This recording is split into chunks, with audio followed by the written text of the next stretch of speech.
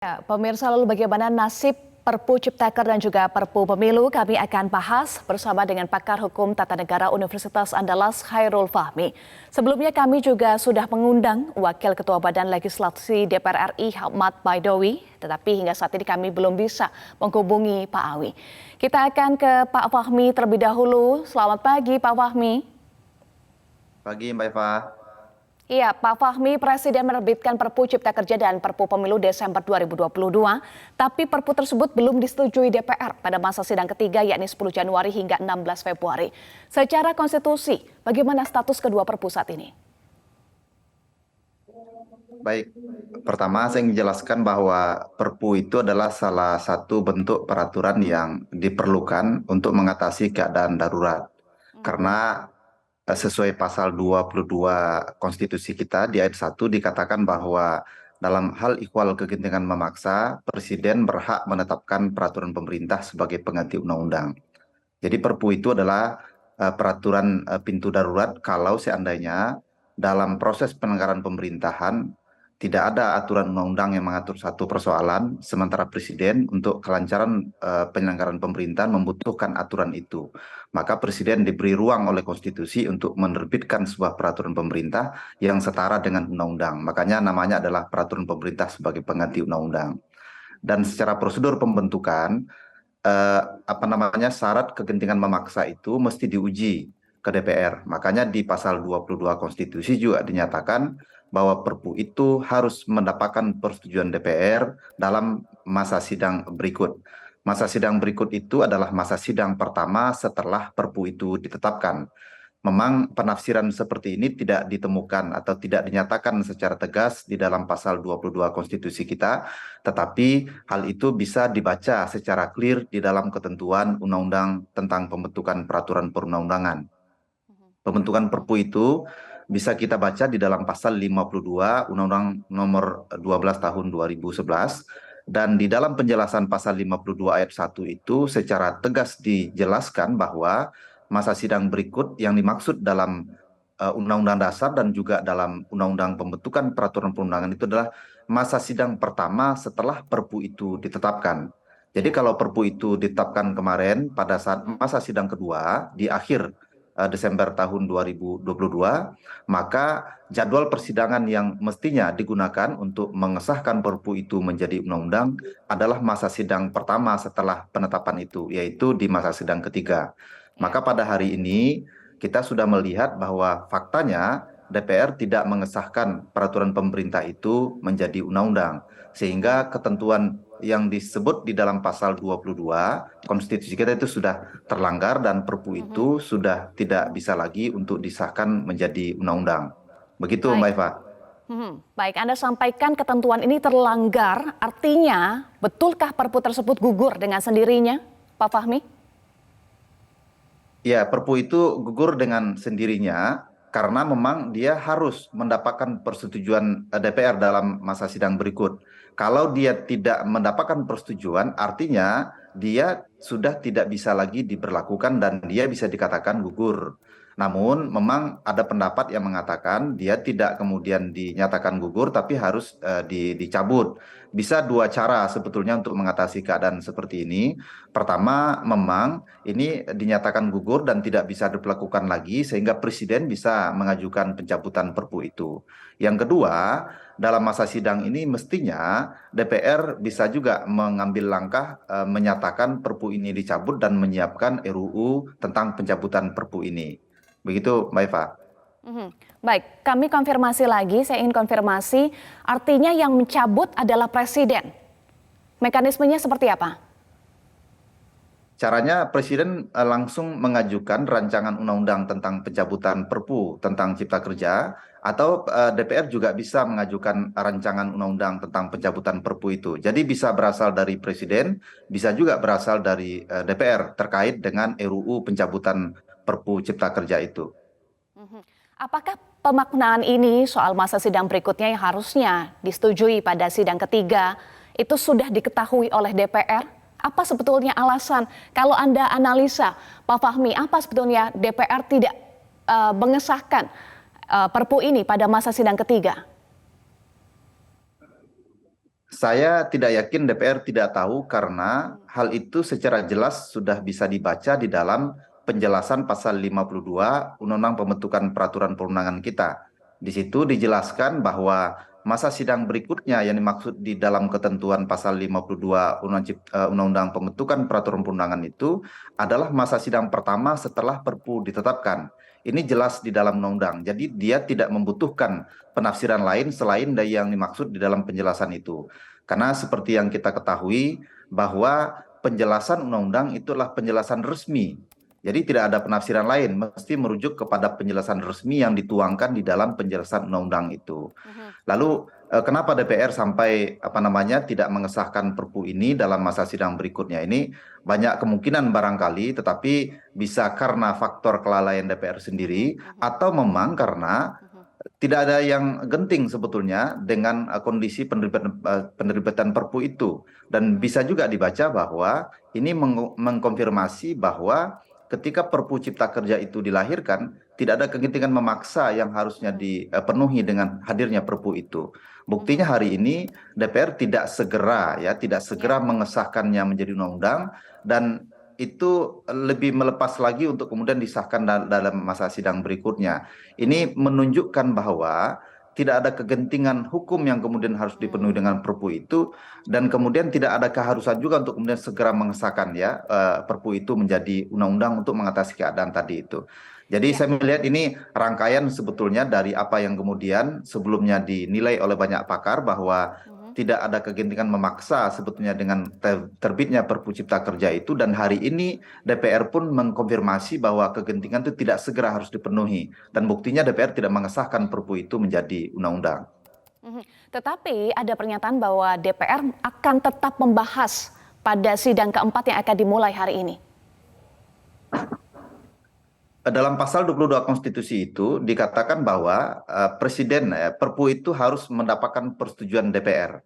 Jadi yang diminta atau yang diharuskan oleh konstitusi itu adalah persetujuan DPR. Kapan itu dalam masa sidang berikutnya. Jadi kalau DPR hari ini di masa sidang yang sudah terlampaui ini memberikan persetujuan atas Perpu itu, secara formal pembentukan Perpu itu udah salah, udah melanggar konstitusi. Maka pembentukan Perpu itu kalau dia tidak kemudian dicabut, dia akan bisa dipersoalkan secara formalnya. Dan ini beralasan kuat untuk kembali Perpu ini atau undang-undang pengesahan Perpu ini untuk kembali dibatalkan oleh Mahkamah Konstitusi jika DPR tetap bersikukuh untuk mengesahkan Perpu ini menjadi undang-undang. Baik, sebelumnya Anda sampaikan tadi Pak Fahmi, Anda yakin DPR paham konstitusi. Jadi apa sebetulnya hambatan hingga DPR tidak atau belum menyetujui Perpu pada masa sidang yang ketiga? Kalau kita baca dari penjelasan DPR, ini lebih karena faktor teknis penjadwalan tentang pengesahan Perpu ini. Menurut saya, ini sebuah alasan yang sebetulnya sulit juga diterima. Karena namanya Perpu, mestinya DPR menyediakan ruang yang khusus terkait dengan pembahasan dan pengesahan Perpu itu menjadi undang-undang. Sebab sesuatu yang bersifat darurat itu mesti lebih didahulukan dibandingkan sesuatu yang bersifat normal-normal saja. Karena itu saya melihat bisa jadi DPR dalam hal ini tidak menganggap bahwa ini adalah suatu yang bersifat darurat untuk segera dibahas. Artinya DPR juga melihat bahwa materi yang kemudian dituangkan dalam Perpu itu sesuatu yang biasa saja, sehingga tidak kemudian harus segera disikapi dan disahkan menjadi undang-undang. Jadi ada beberapa hal yang bisa kita baca sebetulnya Mbak Eva, ini tidak hanya sekedar teknis penjadwalan sidang yang kita baca dari penjelasan DPR, tapi ini bisa juga menunjukkan sekali lagi yang saya sampaikan tadi itu tidak ada kedaruratan penting yang mengharuskan dia segera dibahas dan disahkan menjadi undang-undang. Jadi kalau menggunakan mekanisme pembahasan undang-undang biasa pun untuk menjadikan materi muatan di dalam Perpu Cipta Kerja itu menjadi undang-undang, itu bisa saja. Buktinya hari ini DPR pun tidak segera mengambil langkah untuk mengesahkan dan menunggu untuk masa sidang berikutnya untuk mengesahkan lagi RUU Perpu Cipta Kerja dan Perpu Pemilu ini. Iya.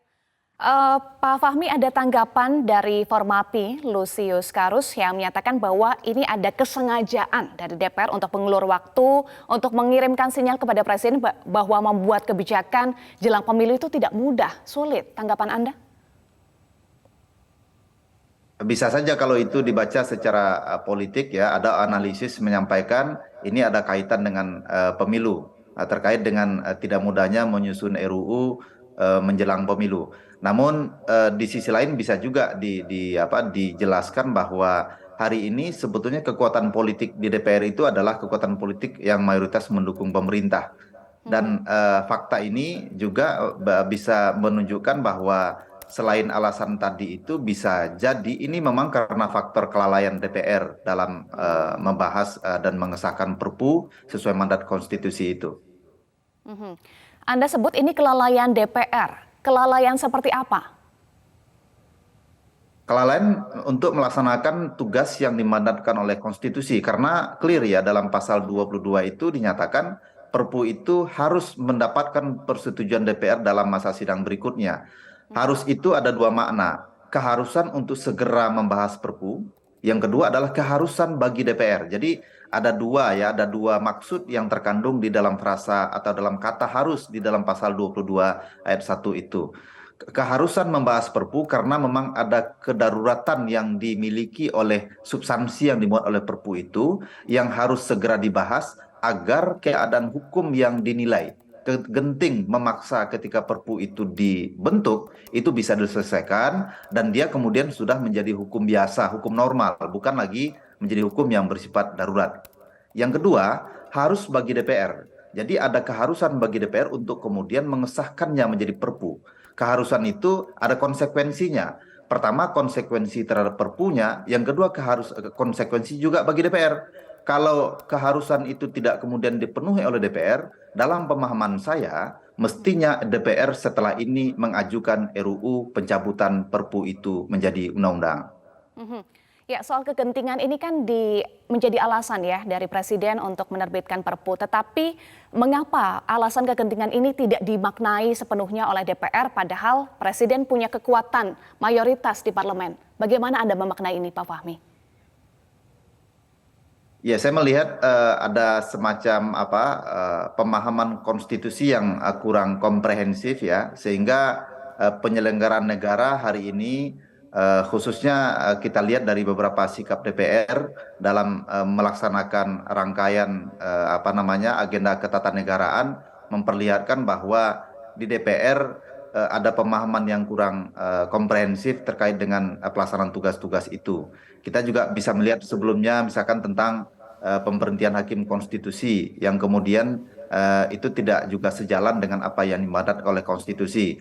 Apakah ini soal berkaitan dengan pemahaman tentang konstitusi? Bisa jadi itu karena pemahaman yang kurang baik tentang konstitusi. Yang kedua bisa juga karena ada faktor politik yang menyebabkan sikap-sikap seperti itu muncul.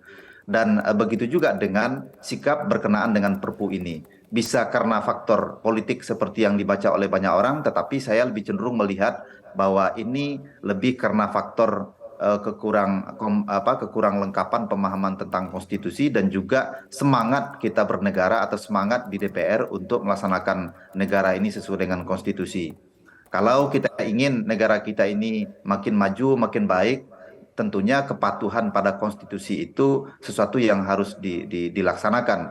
DPR, Presiden, dan semua lembaga-lembaga negara mestinya menjalankan kewajiban, kewenangan, hak masing-masing itu sesuai dengan apa yang dituangkan dalam konstitusi kita. Kepatuhan pada konstitusi ini tidak hanya sekedar nanti menggambarkan bahwa kita adalah sebuah negara hukum, tetapi ini juga akan menunjukkan bagaimana kita betul-betul komit bahwa kita adalah negara hukum. Jika DPR tetap berkukuh ya untuk membahas bahkan juga mengesahkan Perpu Cipta Kerja dan Pemilu pada masa sidang ini, masa sidang keempat, apa dampaknya? Nanti bisa jadi undang-undang tentang pengesahan Perpu Cipta Kerja ini akan diajukan lagi untuk dimohonkan diuji secara formil ke Mahkamah Konstitusi. Karena ini sekali lagi menyangkut pembentukan peraturan perundang-undangan. dalam Undang-Undang Dasar dalam pasal 22 dan juga lebih lanjut diatur dalam Undang-Undang Pembentukan Peraturan Perundangan, jelas bahwa prosedurnya itu ketika Presiden menerbitkan Perpu, setelah itu Perpu itu mesti mendapat persetujuan DPR dalam masa sidang berikut. Dan masa sidang berikut itu sudah ditafsirkan secara resmi di dalam Undang-Undang Pembentukan Peraturan Perundangan adalah masa sidang pertama setelah Perpu itu ditetapkan. Kalau begitu, ketika DPR tidak mengesahkan Perpu itu dalam masa sidang berikutnya, secara formalitas pembentukan itu sudah salah. Udah melanggar Undang-Undang Dasar, melanggar juga Undang-Undang tentang Pembentukan Peraturan Perundangan yang dibentuk dalam rangka melaksanakan pasal 22A Konstitusi kita. Kalau begitu secara formal pembentukannya sudah salah. Kalau sudah salah, maka dia sangat potensial untuk diajukan lagi pengujian secara formil ke Mahkamah Konstitusi. Dan saya yakin kalau ini dinilai secara lebih objektif, bisa dinilai secara lebih adil, permohonan itu kalau nanti ada yang mengajukan, itu akan besar peluang untuk dikabulkan oleh Mahkamah Konstitusi kembali. Ini kan presiden yang kurang baik ya dalam praktek ketatanegaraan kita. Dua kali satu undang-undang diuji secara formil, lalu kemudian MK mengabulkan pengujian itu. Ini artinya kita kan tidak mau belajar ya dari pengalaman sebelumnya. Kita dalam praktek ternyata lebih mengedepankan ego kelembagaan, lalu kemudian tidak menilai atau tidak bertindak atas dasar apa yang dituangkan dalam konstitusi. Pada akhirnya langkah-langkah yang ditempuh dalam melaksanakan tugas-tugas ketatanegaraan itu keluar dari apa yang dituangkan oleh konstitusi. Kata orang, keledai pun tidak mau tersandung di batu yang sama. Ini kan kita tidak, justru lebih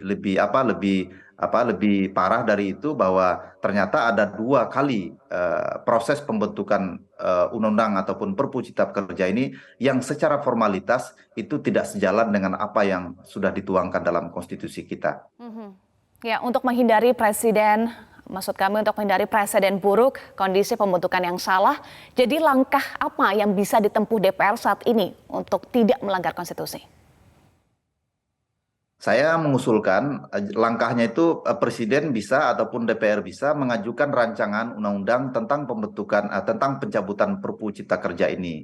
Setelah itu silakan untuk kembali dibahas dengan mekanisme undang-undang biasa oleh Presiden ataupun oleh DPR, karena substansi yang kemudian diatur itu kan pada dasarnya sudah dapat lampu hijau baik dari Presiden maupun oleh DPR. Tinggal bagaimana prosedur pembentukan itu dilakukan sesuai dengan ketentuan konstitusi dan juga amanat putusan MK. MK kan sudah secara clear mengamanatkan bahwa proses pembentukan Undang-Undang Cipta Kerja sebelumnya yang secara formalitas diterima oleh MK permohonannya adalah karena faktor proses partisipasi publik yang tidak dijalankan secara optimal atau sesuai dengan prinsip meaningful participation yang ditegaskan MK di situ. Hari ini dengan jalan mencabut kembali Perpu ini, DPR dan Presiden bisa membahas RUU Cipta Kerja dengan menggunakan jalur normal, dengan melibatkan publik secara lebih luas, sehingga materi muatan yang dituangkan di dalamnya itu tidak hanya sekedar mencerminkan apa yang dikehendaki oleh elit terkait dengan RUU Cipta Kerja, melainkan juga bisa mengakomodasi apa yang diinginkan oleh publik, khususnya pihak-pihak yang kepentingannya itu diatur di dalam Undang-Undang Cipta Kerja itu. Ya. Baik, kita nantikan bagaimana langkah DPR terkait dengan persetujuan Perpu Cipta Kerja dan juga Perpu Pemilu ini ya, jika unsur kegentingan tidak terpenuhi. Terima kasih pakar hukum tata negara Universitas Andalas Khairul Fahmi sudah bergabung bersama kami di Metro Pagi Prime Time.